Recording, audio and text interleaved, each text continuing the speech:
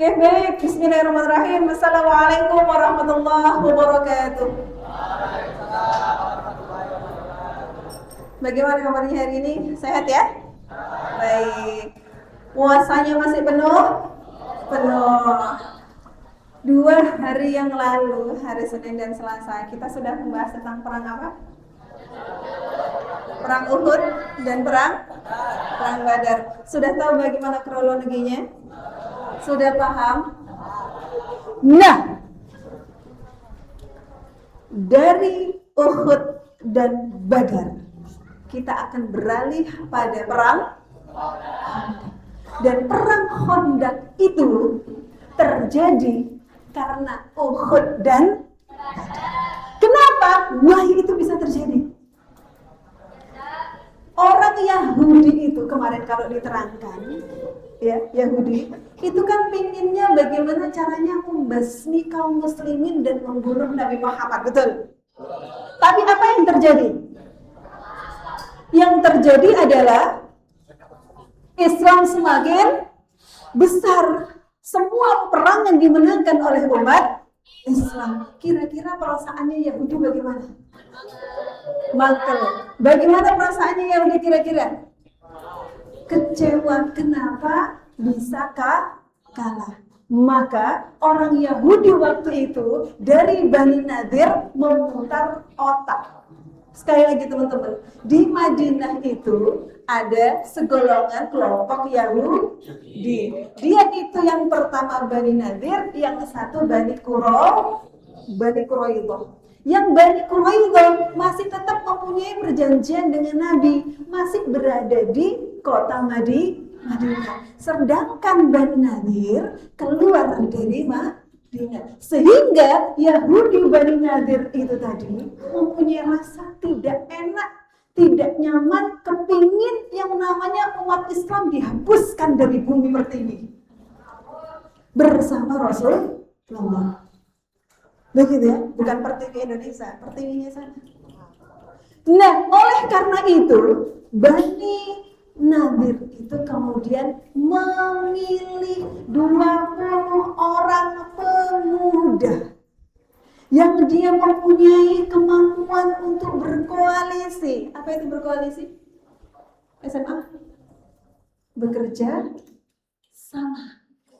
Akhirnya 20 orang itu kemudian menemui kabilah-kabilah, menemui bani-bani yang ada di Mekah. Apa saja yang pertama? Pembesar Quraisy yang ada di Mekah mereka kunjungi. Hei, mau nggak Muhammad ini kita? Mau nggak orang Muslim ini kita?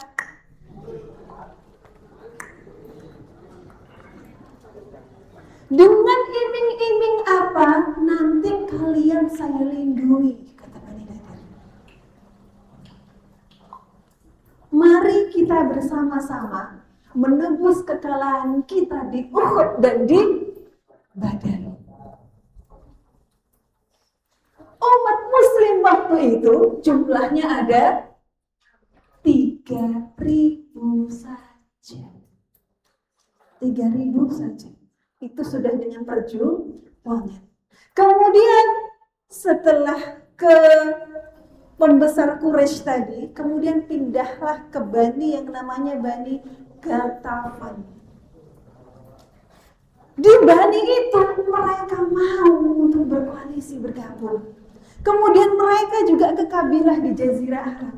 Tapi di Jazirah Arab itu ada yang mau, ada yang tidak. Nah, akhirnya ketika dijumlah semuanya, berapa pasukannya? 10.000.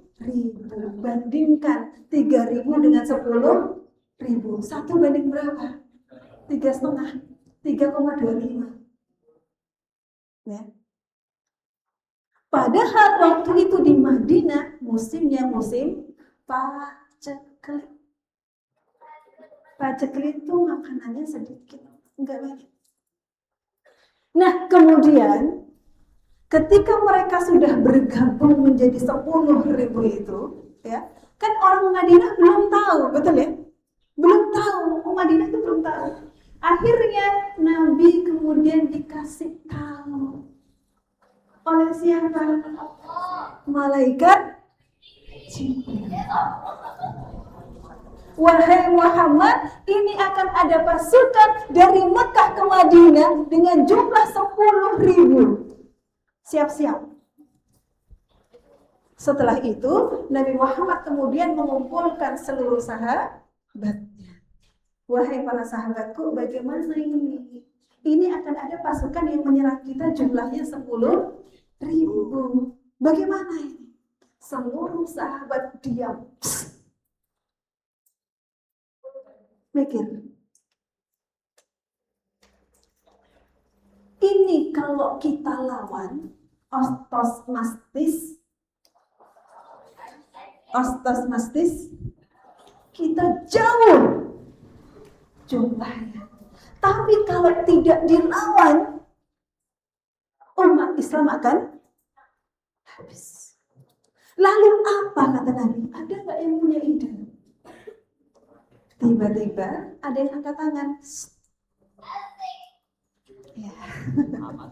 Siapa yang angkat tangan waktu itu? Siapa? Pinter siapa? Salman Al-Farisi. Apa idenya Salman? Ya, membuat parit. Apa yang dikatakan Salman? Wahai Nabi, dulu ketika saya di Persia, kalau kami mau menghadapi musuh yang jumlahnya lebih besar daripada kami melakukan sebuah taktik, yaitu menggali parit. Makanya namanya dinamakan perang Khandaq. Perang Khandaq juga dinamakan perang Ahzab. Kenapa perang Ahzab? Karena musuh kita menggabungkan dari beberapa kabilah menjadi sesuatu yang besar, yaitu Ahzab. Yang keinginan mereka adalah menghanguskan nama Islam. Selesai entek. Membunuh Muhammad SAW. Lalu apa kata Nabi? Oke, Salman Al-Farisi, kita akan membuat parit. Kalian tahu berapa kilometer yang harus dibuat paritnya? Dalam catatan 8 kilometer. Dan waktunya tinggal 6 hari. Paritnya, lebarnya harus 5 meter. Dalamnya harus 3 meter. Kenapa harus 5 meter? Karena nanti kalau biar kuda itu mau melompat, dia jatuh. Kalau sudah jatuh, tidak bisa naik lagi. Nanti yang tentara muslim tinggal panah. Soro, betul. Panjangnya berapa tadi yang harus dibuatkan parit? 8 kilometer. Paritnya lebarnya harus 5 meter, dalamnya harus 3 meter. Agar apa? Ketika musuh masuk tidak bisa kembali. Agar kuda itu ketika melompat dia terjebak di dalamnya. Harus begitu. Sehingga Nabi kemudian mempunyai keputusan bahwa 10 orang bertanggung jawab 10 hasta. 10 orang harus membuat parit 10 hasta. 10 hasta itu berapa? Saya cek tadi, saya sampai ngecek 10 hasta itu berapa? 10 hasta itu 4,5 meter sampai 5 meter. Insya Allah begitu. Iya, 5 meter. 5 meter itu berarti ukuran mana ya? Kalau masjid ini berapa meter, Ustaz? 5 meter, 10 orang. Tetapi sulitnya adalah pada waktu itu musim paceklik, tidak ada makanan. Bahkan di sebuah riwayat itu diungkapkan bahwa bagaimana cara para sahabat itu makan. Cara makan mereka adalah dengan mencelupkan jari telunjuk ke air. Ini kan ada bekas basahnya, betul? dicelupkan ke gandum. Gandum yang nempel di tangan ini adalah makanan mereka satu hari. Sudah bisa membayangkan?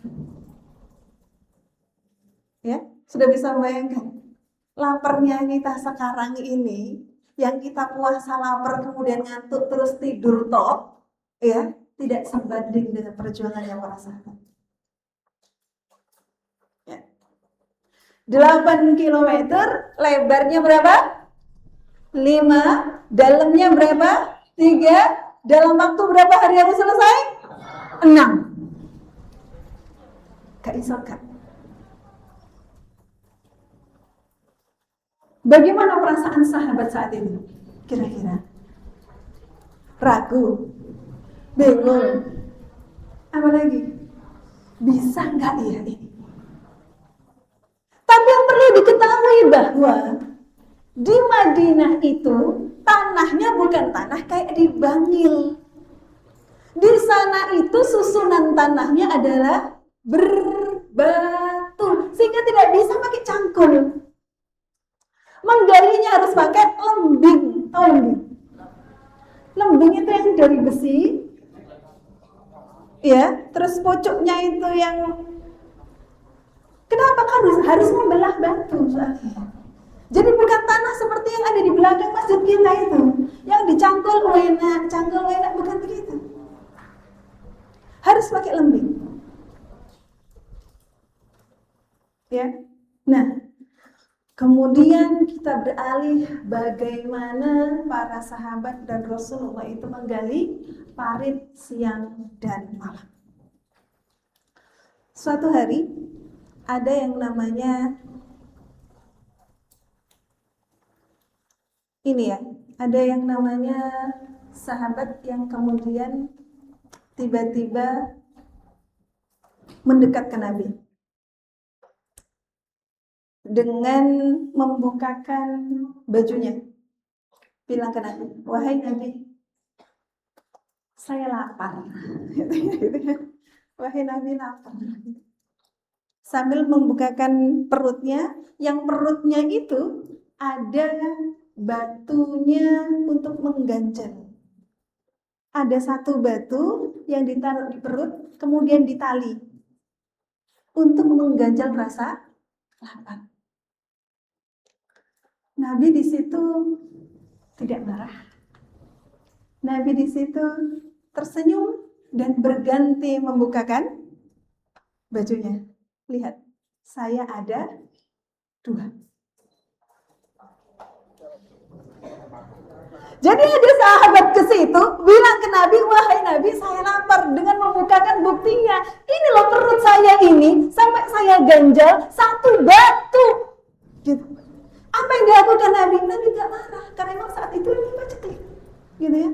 Dibukakanlah lagi sama Nabi perutnya, ternyata di perut Nabi ada berapa ganjalan? 2. Seketika diam, silent sahabat ini. Ya Allah. Nabi ternyata lebih lapar daripada saya. Saat ada dialog seperti itu, ada seorang sahabat namanya Jabir. Melihat Nabi seperti itu tuh gak tega.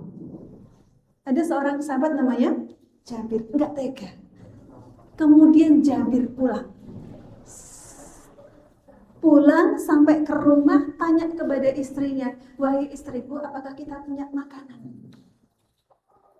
Kata istrinya, karena solih solih, istrinya solihah, gitu ya. Kalau istri-istri zaman sekarang bukan yang di sini, yang di luar-luar sana, gitu ya. Kalau sudah suaminya tanya, "Ada makanan nggak?" Sudah tahu ini buat tamu, gitu ya. Nggak ada. Ada uang nggak? Nggak ada. Katanya, orang uang buat beli baju besok, ngapain dikasihkan, gitu. Jadi besok kalau nyari istri yang solihah. Ketika Jabir ini tanya kepada istrinya, "Wahai istriku, apakah ada sesuatu yang bisa engkau masakkan? Karena Nabi ini posisinya begini loh." Diceritakan. Katanya istrinya tadi, "Ada wahai suamiku. Ada gandum 1 mud. Dan kita punya kambing kecil." Punya kambing kecil. Kemudian apa yang dilakukan oleh sahabat kita Jabir? Betul, pinter, solihah. Ya, Insya Allah. Amin. Disembelihlah itu yang namanya kambing kecil, dimasak oleh Jabir, gitu ya, sama istrinya, dan gandum tadi. Kemudian Jabir ke Nabi. Karena Jabir ini tahu makanannya cuma sedikit, sedangkan sahabat yang kelaparan sedang menggali parit itu banyak, maka Jabir bilangnya bisik-bisik. Kenapa? Karena Jabir tahu gak akan cukup ini buat semua orang yang ada di sini, gak cukup. Saya akan mengutamakan Rasulullah. Benar gak yang dilakukan Jabir? Benar. Tapi bukan begitu Nabi. Ketika dibisikkan kepada Nabi, wahai Nabi, di rumah saya ada makanan, yuk makan dulu gitu kalau bahasa kita. Kata Nabi begini, oke. Tapi makanannya jangan dientas dulu ya. Maksudnya jangan disajikan dulu, jangan. Nanti saya ke sana sendiri. Gitu. Kemudian Nabi ke sana, apa yang dilakukan Nabi? Wahai para sahabatku, ayo di Jabir ada makanan, kata Nabi. Yang Jabir begini, lu kalau bahasa kita ya, lu Nabi, ini maksud saya hanya buat Nabi.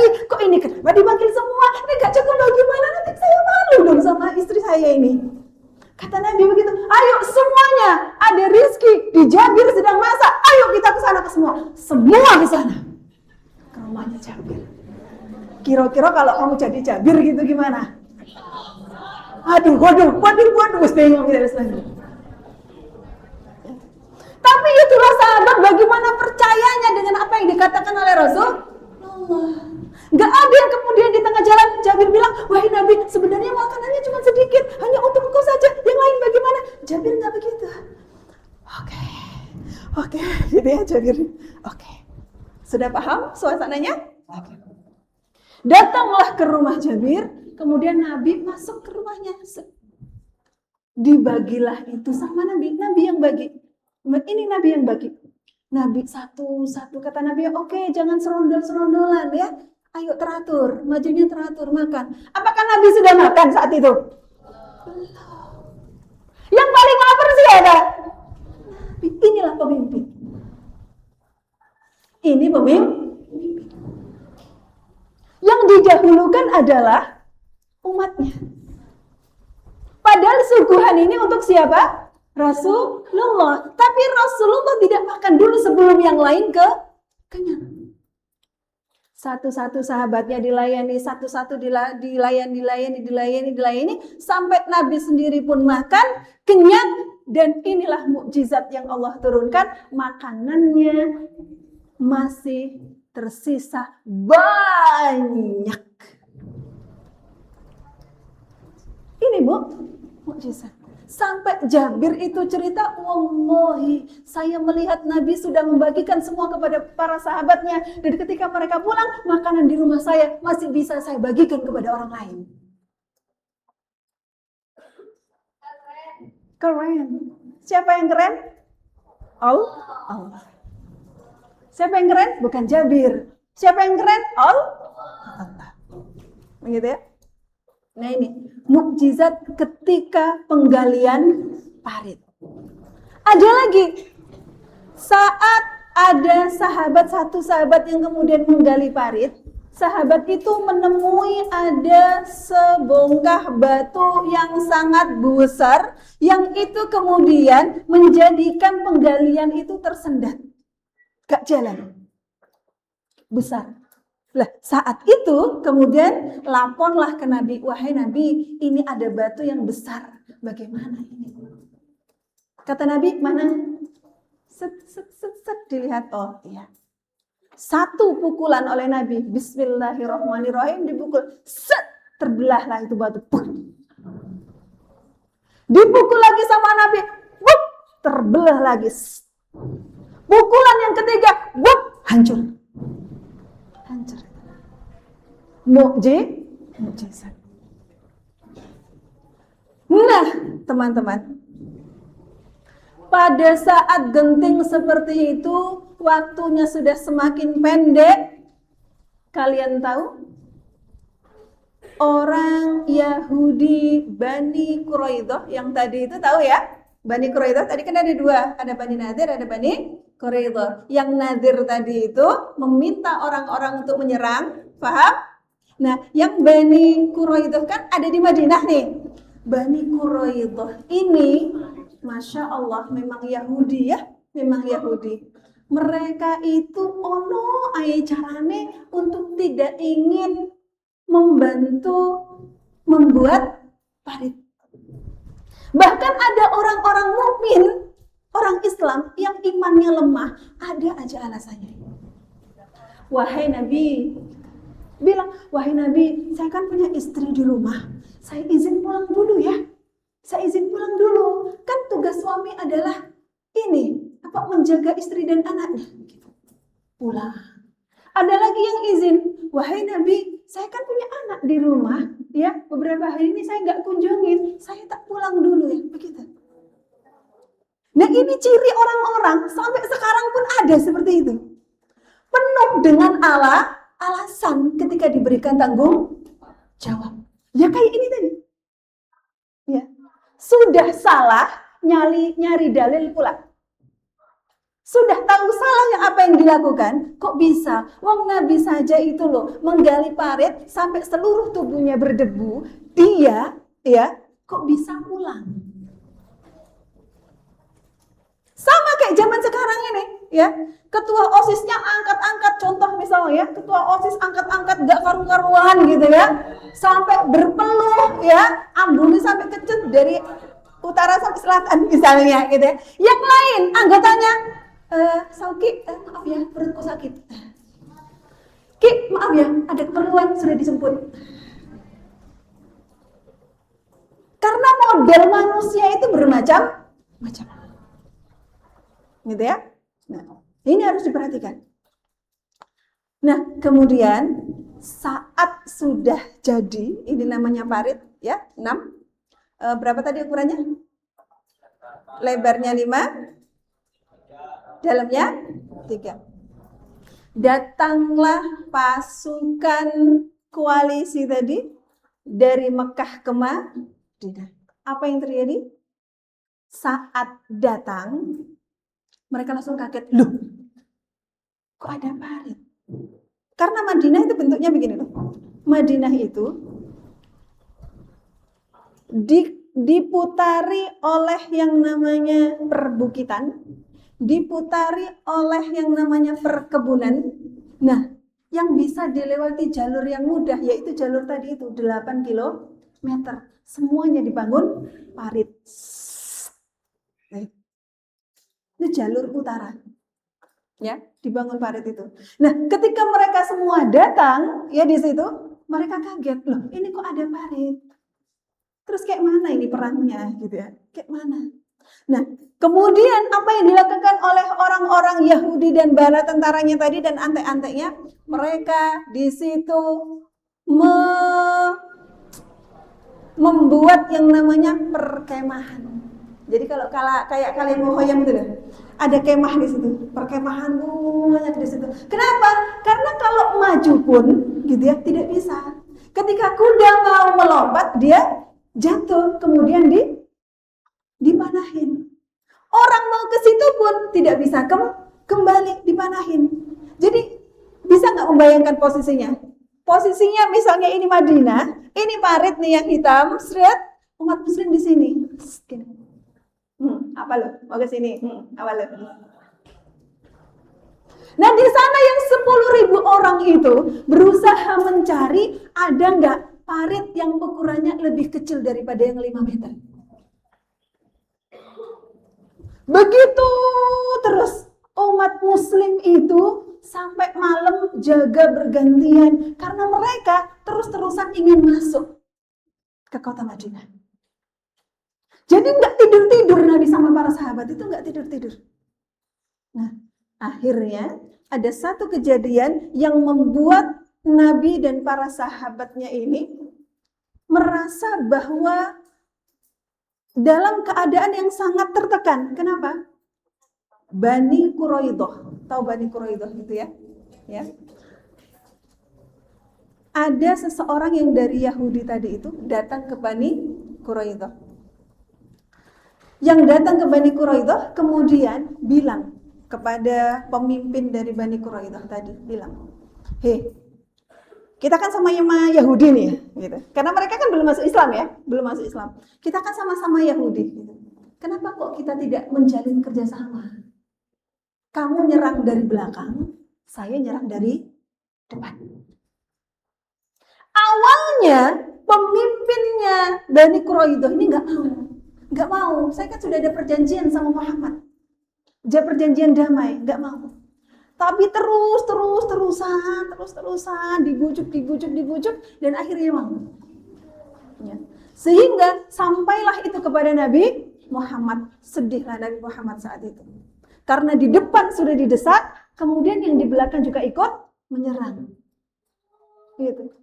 Nah, akhirnya yang Bani Quraidah ini membuka pintu gerbang yang ada di selatan. Parit ini kan ada di sebelah utara. Nah, di sebelah selatan itu dibuka sama itu. Sehingga pasukan pun akhirnya sama Nabi dibagi menjadi dua. Ada yang di depan, ada yang di belakang. Coba lihat. Bayangkan waktu itu seperti itu. Sehingga anak-anak dan perempuan kemudian dialihkan semua ke tempat yang lebih aman. Gitu ya. Nah, setelah itu, setelah Bani Quraidah itu seperti itu ya, kemudian menebarkan ancaman dan sebagainya, gitu ya. Ada satu lagi ujian. Ada seseorang yang namanya itu Amr bin Abdullah, insyaallah.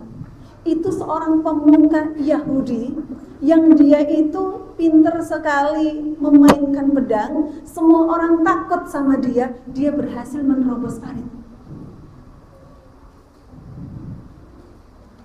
Jadi orang yang terkuat dari Yahudi itu berhasil menyeberang parit dengan mencari celah yang lebih kecil daripada 5 meter. Kan tadi 5 meter ya. Nah, Amr tadi itu dari sana sampai sana itu ya.